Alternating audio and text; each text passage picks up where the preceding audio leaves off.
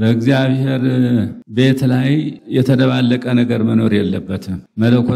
መለኮታዊ እንጂ ፖለቲካዊ ነገር መኖር የለበትም። ብፁዕ ወቅዱስ አቡነ ማትያስ ቀዳማዊ ፓትርያርክ ርዕሰ ሊቀ ጳጳስ ዘኢትዮጵያ ሊቀ ጳጳስ ዘአክሱም ወዕጨጌ ዘመንበረ ተክለ ሃይማኖት በቅዱስ ሲኖዶስ ምልዓተ ጉባኤ በተጠሩት ጠቅላይ ሥራ አስኪያጅና የቅዱስ ሲኖዶስ ዋና ጸሐፊ የአቀባበል መርሃ ግብር ላይ ተገኝተው ባስተላለፉት አባታዊ መልእክት የእግዚአብሔር ቤት በእግዚአብሔር መንገድ ብቻ መመራት ይኖርበታል ብለዋል።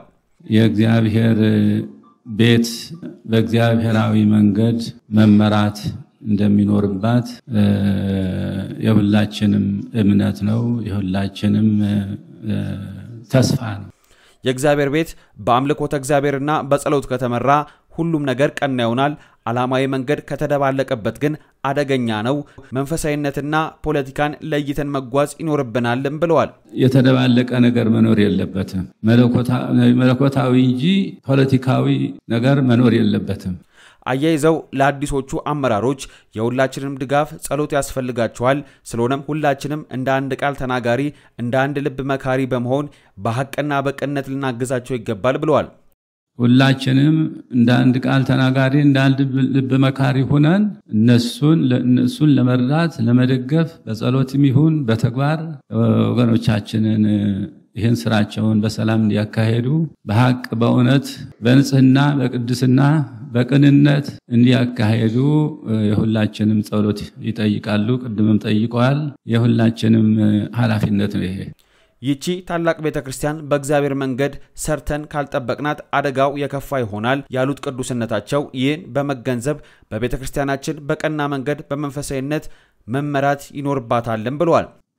እንግዲህ ይችን ታላቅ ቤተክርስቲያን እኛ በእግዚአብሔራዊ መንገድ ሰርተን ካልጠበቅናት ማን ነው የሚጠብቃት? አሁን ሰላም እንደምታዩት ሰላም ሁሉ ነገር ችግር ውስጥ ገብተዋል። ሰላም ሰማይ ተሰቅለዋል። ሰላም የሚገኘው ከሰላማዊቷ ቤተክርስቲያን ነው ያሉት ብፁዕ አቡነ ፓትርያርኩ ከቤተክርስቲያን ያልተገኘ ሰላም ከየትም ሊገኝ ይችላል። የተሰጠና ኃላፊነት መንፈሳዊ መሆኑ ግንዛቤ ውስጥ በማስገባት ለሀገራችን ሰላም የበኩላችንን አስተዋጽኦ በትጋት መስራት ይኖርብናልም ብለዋል። ነገር ግን እኛ ከተከፋፈልን እኛ ከተጠራጠርን እኛ ወዲያና ወዲህ ካልን ከቤተ ክርስቲያን ያልተገኘ ሰላም ከየት ነው የሚመጣው? ሌላ መምጫ የለውም። በእውነቱ ዓለምማ ዓለም ነው። ዓለማዊ ተግባርና ዓለማዊ ተግባር ነው እና ሰላም ከቤተ ክርስቲያን መታየት አለበት። ከዛም ወደ ህዝቡ መዝለቅ አለበት። ወደ ህዝቡ ጥላቻ፣ ዘረኝነት፣ ጎጠኝነት አይጠቅምም። እኛ መንፈሳውያን እግዚአብሔር ሲፈጥረን ንጹህ አድርጎ ነው የፈጠረን። እኛ በራሳችን መንገድ በመጓዛችን ነው ወርደን ተጠባቂዎች ሆነው ያሉት ቅዱስነታቸው እኛ ጠባቂዎች መሆናችንን አውቀን የጠባቂነትን ሚና ከጥላቻ ከዘረኝነት በራቀ መንገድ በመፈጸም ለሰይጣን ሳይሆን ለእግዚአብሔር ተመችተን መጓዝ አለብን ብለዋል። ጥላቻ አይጠቅመንም፣ ጎሰኝነት አይጠቅመንም፣ ዘረኝነት አይጠቅመንም። እኛ መንፈሳውያን ነን።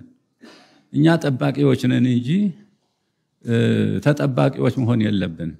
ጠባቂዎች ነን እኛ በእውነቱ። በመጨረሻም አሁን ለተመረጡት አባቶች እግዚአብሔር አምላክ ጽናትና ብርታትን ይስጥልን። የአገልግሎት ጊዜያችሁንም ጨርሰው ለተሰናበቱም አባቶች እግዚአብሔር አምላክ በቸርነቱ ይጠብቅልን፣ ስራዎቻችሁን ሁሉ ይባርክ በማለት መርሃ ግብሩን በጸሎት አጠናቀዋል።